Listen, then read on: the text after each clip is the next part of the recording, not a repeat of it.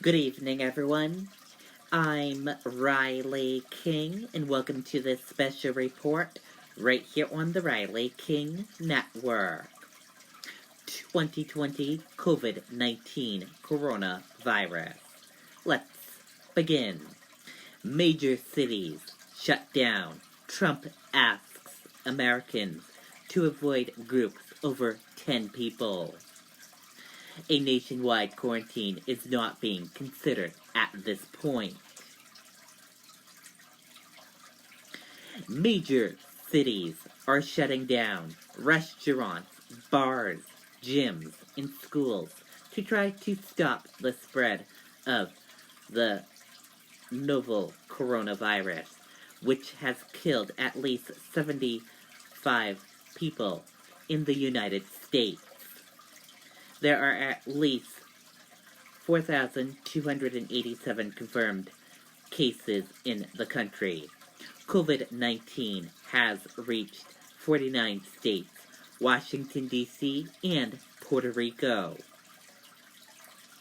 Globally, there are more than 181,000 coronavirus cases and more than 7,100 deaths, according to data compiled by the Center for System Science and Engineering at Johns Hopkins University. Today's developments. Trump asks Americans to avoid restaurants, groups more than 10. Residents must shelter in place in Northern California. Italy's death toll climbs over 2,000. Canada bans foreigners from entry.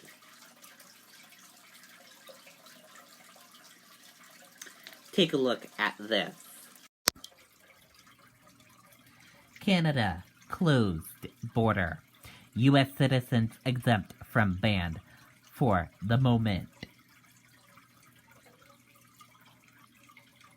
Plus, the CDC. New CDC recommendations starting immediately and for the next 8 weeks.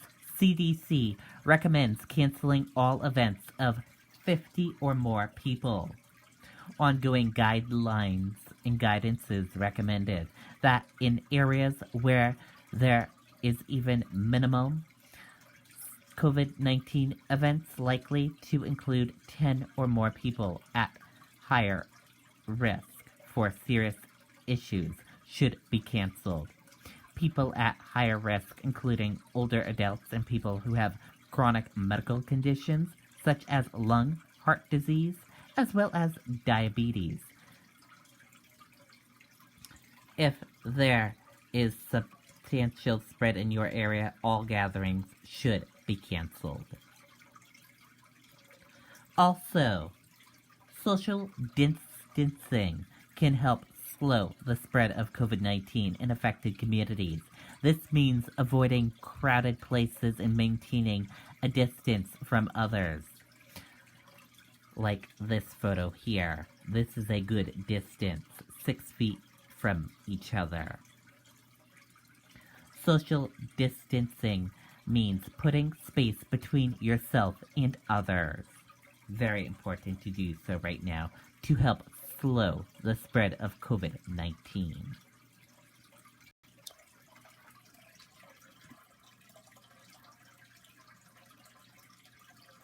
And take a look at this. A ghost town in New York City.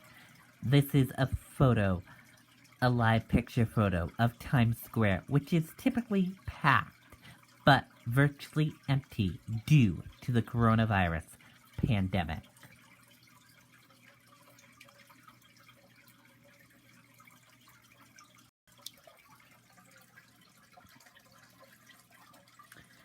Governor orders New Hampshire restaurants, bars to shift to delivery takeout only. Let's take a listen to that video from WMUR News 9. Move similar order in Massachusetts ahead of St. Patrick's Day.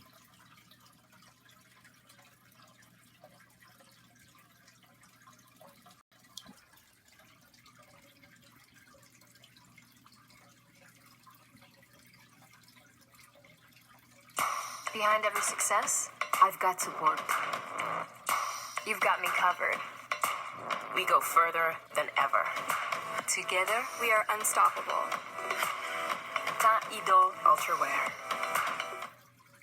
The good times sitting at the bar or going out for a family meal in the Granite State will be on hold for at least 3 weeks, as Governor Chris Sununu has taken emergency action to require establishments to transition to takeout, delivery, or drive-through options only in order to limit the spread of coronavirus. Create that social distancing, limiting that interaction. They're going to stay open. They can stay open. They can have that takeout menu. People can go into the facilities and take the food out. We're just asking folks not to sit and eat a meal there. The governor says the existing order in Massachusetts and the potential for St. Patrick's Day revelers to flood across the state line in search of open establishments and potentially spread the virus played a role in this decision. We reached out to a few different cities across the state, and that was one of the number one things we heard, that St. Patty's Day is coming. A lot of folks may be coming out of Boston. There's a higher infection rate there. There was concern that a tight social gathering would be contrary to the public health advisories that we know are out there and where we want to make sure we're protecting folks.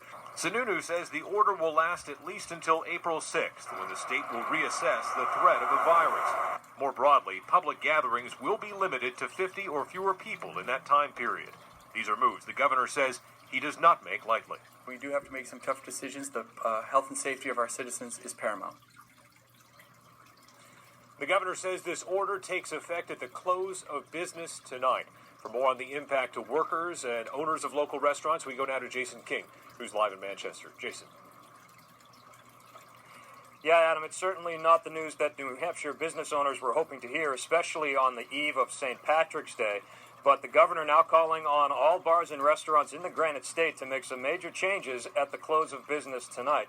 So to reiterate what you just said, Adam, Governor Sununu, now following the lead of Massachusetts, is prohibiting scheduled public gatherings of more than 50 people and transitioning bars and restaurants to takeout, delivery, or drive-through services only. The point is to stop the spread of the coronavirus, but as you might imagine, closing on St. Patrick's Day will have a significant financial impact on local establishments. We're going to do the very best we can. We have another bar in Portland, but Portland's closed longer than New Hampshire is right now. But we will stand behind our employees, and we'll find work for them somehow. Now, Patrick also said that he was still trying to process the news, but it was, quote, absolutely devastating for downtown businesses like his. Live in Manchester, Jason King, WMUR News 9.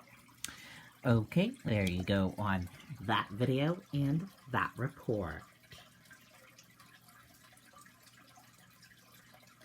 DHHS, person under 18 years old among 4 new positive COVID-19 cases in New Hampshire.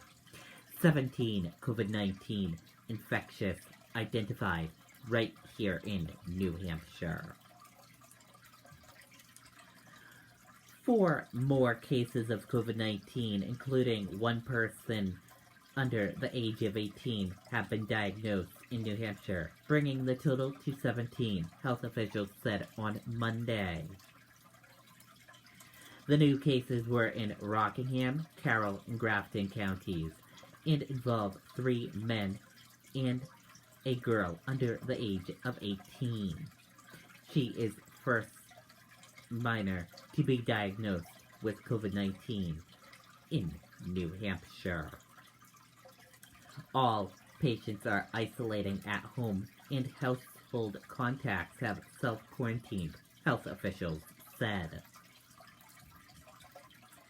Health officials said almost all cases in New Hampshire have been related to travel or close contact with someone with COVID-19. 1 person's risk factor are still under investigation. Officials said 195 tests are still pending with the state, and 525 people are being monitored. Because of increasing number of tests, health officials said it will now take up to 2 days to get a result. Some hospital laboratories are developing capacity to test for the coronavirus. Those test results take 3 to 5 days, officials said.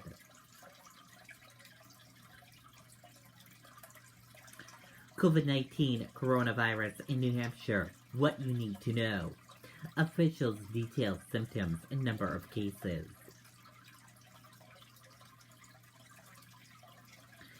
17 Granite Staters have tested positive for coronavirus disease, COVID-19, which was first detected in Yuan City, China. New Hampshire data.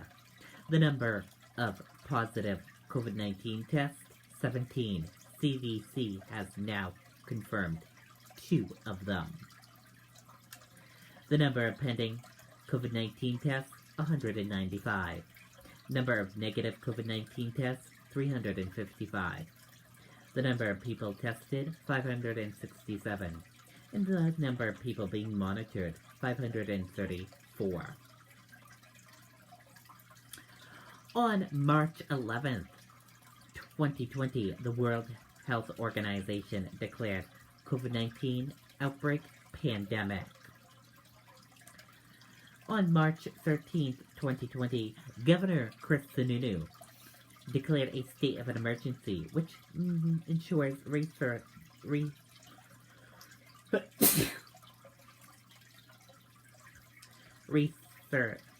will be ready, so the state is already to respond quickly as needed. The patients in New Hampshire. Patient 1. Patient 2. Patient 3. Patient 4. Patient 5. Patient 6. Patient 7. Patient 8 to 13. All 13 patients have not been hospitalized and are resting at home with mild symptoms, officials said. Symptoms. Officials said symptoms might appear in as few as 2 days or as long as 14 days after exposure. Symptoms include fever, cough, and difficult breathing. According to the CDC, emergency warning signs for COVID-19 include difficult breathing or shortness of breath, percent pain or pressure in the chest, new confusion, inability, and roars, and blush lips or face. Coronavirus. Respiratory symptoms, cough, fever, and shortness of breath. The flu. Fever or chills, cough, runny or stuffy nose, sore throat, fatigue, headaches, allergies, cough, itchy, watery eyes, scratchy throat, sneezing, and running nose. Protecting yourself. Preventing the spread. Schools. Governor Sununu on March 15th ordered all K-12 public schools to close. Remote learning must begin through those schools by March 23rd.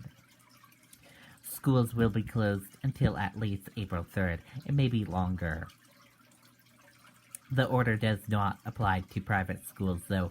Officials said many are following suit with the similar plans to close schools in private pivot to online instructions. How testing works. Insurance information. New Hampshire Emergency Operations Center now open. The center will be open from 7 a.m. to 7 p.m. 7 days a week. And COVID-19 in New Hampshire. 17 number of people in New Hampshire who have tested positive for COVID-19. 179,073 number of people worldwide who have tested positive. 0 number of deaths from COVID-19 in New Hampshire. 71 number of deaths from COVID-19 in the United States. And 74 number of deaths from COVID-19 worldwide. 5 people in Grafton have it, 1 person in Carroll have it, 1 person in Hillsborough have it, and 10 people in Rockingham have it. And your common symptoms: fever, cough, and difficult breathing. How it's spread. And prevention tips.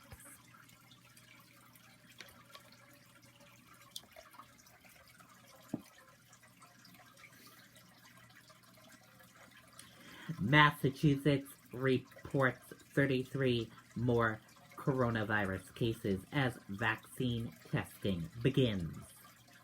Let's take a listen to that video from WCVB Boston.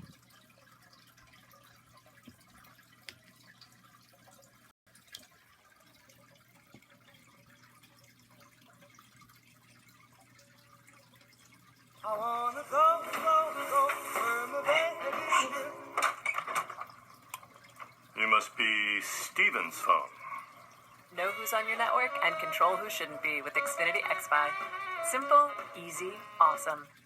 5 investigates getting an inside look at efforts to prevent coronavirus from spreading inside jails. Our Mike Bodette toured Norfolk County Correctional Center, where there is heightened anxiety because a correctional officer's spouse has ties to Biogen. They're disinfecting the Norfolk County Jail in Dedham, working around the clock to keep coronavirus out of here. In this kind of a facility in close quarters, we can't have that virus in here. Sheriff Jerry McDermott gave us a tour of the facility. We've got close to 490 inmates. We got to constantly wipe everything down. Another change, roll call meetings for correction officers have been canceled to avoid large groups of people gathering together. But the sheriff has set up this tent outside as a place where those meetings may take place in the future. How concerned are you that it could come in? I'm concerned. I've talked with many of the corrections officers. Some of them have indicated that they have a spouse, girlfriend that work at a major medical facility. The sheriff says the wife of one of his correction officers works for Biogen, for someone who was at the Boston conference where coronavirus spread. The correction officer has been out of work since March 8th, and he and his wife are not showing any symptoms. We heard from some of your employees who think they were kept in the dark about this situation. No, not the case. The officer actually followed the proper chain of command, and we have a balancing act between sharing information and HIPAA. Back in the jail, the cleaning continues, and so do preparations for a worst-case scenario. So if coronavirus got in the jail, we have a specialized housing unit called Housing Unit 3, which we could use as a quarantine unit, but in the event that it does come in the jail, we're ready for it. The president of the Union for Correction Officers declined to speak on camera, but says he's working with the sheriff's office to try and address any concerns that come up related to the spread of coronavirus. In Dedham, Mike Bodette, 5 Investigates. Okay, there you go on that video and that report.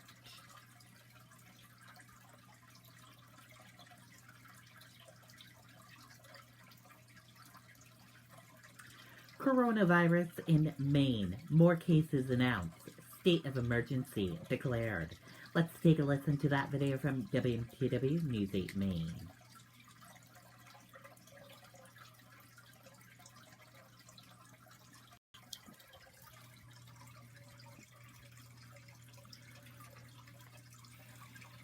Okay, mother and child in vehicle. Mother is unable to exit the vehicle. Injuries following.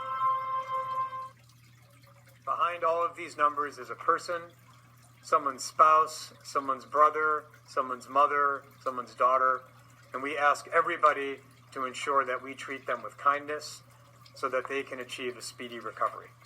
An important message from the Maine CDC tonight to put the numbers in perspective. Here's how they break down as of the last update. There are now 17 total confirmed or presumptive positive cases in the state. 2 individuals are in the hospital. The rest are isolating at home. The Maine CDC says it's asked for more test kits, with testing ramping up and evidence of community transmission in at least Cumberland County. It plans to work with restaurants and food service providers to help them manage social distancing recommendations. Maine health officials are also concerned about shortages of personal protective equipment for healthcare workers, but working with the federal government to bring in more via the Strategic National Stockpile. The CDC ended today's briefing with the following commitment amid the uncertainty. We at the Maine CDC are following the best available science, and we will continue to ensure that our response is driven by that scientific data, and we will also pledge to be transparent with everybody when we have changes. Thank you very much. And this situation was anticipated. Officials have been telling us since last week that they expected a spike in confirmed cases here in Maine and nationally, with more testing being available, and that will likely continue in the coming days and weeks. That, of course, is why all these precautionary measures are being taken. Okay, and there you go on that video and that report.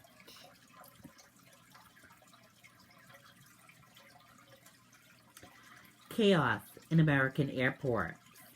Let's take a listen to that video from ABC News.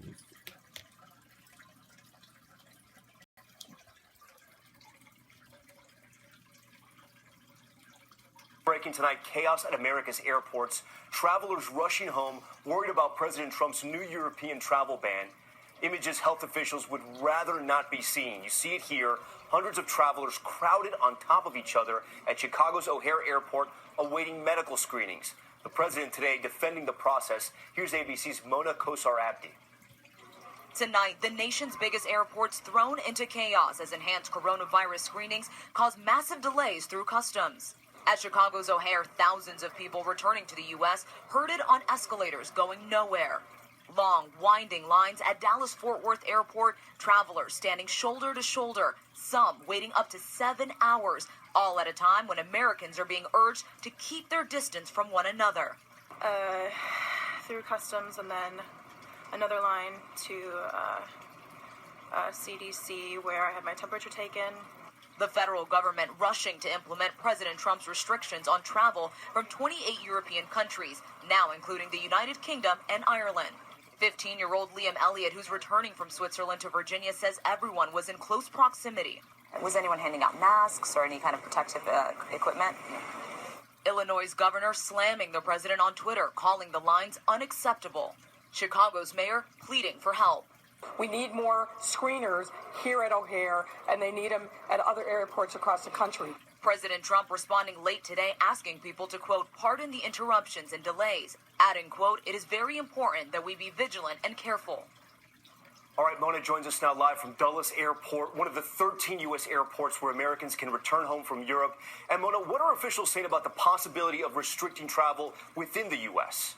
Tom, Dr. Anthony Fauci said domestic travel restrictions have not been seriously discussed and are not in the immediate future. But he did add the administration remains open-minded. Just last night, President Trump told Americans, if you don't have to travel, quote, I wouldn't do it. Tom? Mona Kosar-Abdi for us tonight. Mona, thank you. Okay, and there you go on that video and that report. And also, it was another bad day on Wall Street. The U.S. markets were down in the red. Dow futures jumped 200 points after Wall Street suffers worst day since 1987 market crash. Stocks futures traded higher on Monday night after Wall Street suffered massive losses earlier in the day and concerns over the economic blow from the coronavirus outbreak. And this is just the beginning, and hopefully, it will end sometime soon or so. You've probably been seeing other changes, like on your local broadcast networks. News anchors are separated, not sitting together, and the weather people not going to the desk. They're staying at their weather station. The anchors are staying at their desk and at their spot, and you've probably been seeing sports anchors and reporters been reporting on regular news and not covering sports because there are no sports together. All the major sports leagues have suspended everything. This is a new life right now for the United States, and it will take a while until things are back to normal. Today, when Donald Trump was speaking at a press conference today, he said this virus could last until August or July. We'll have to wait. Hopefully it will end and things can get back to normal. But we all need to work together and stop the spread of this virus. Listen to what the CDC says and follow those guidelines. It's very important to do so.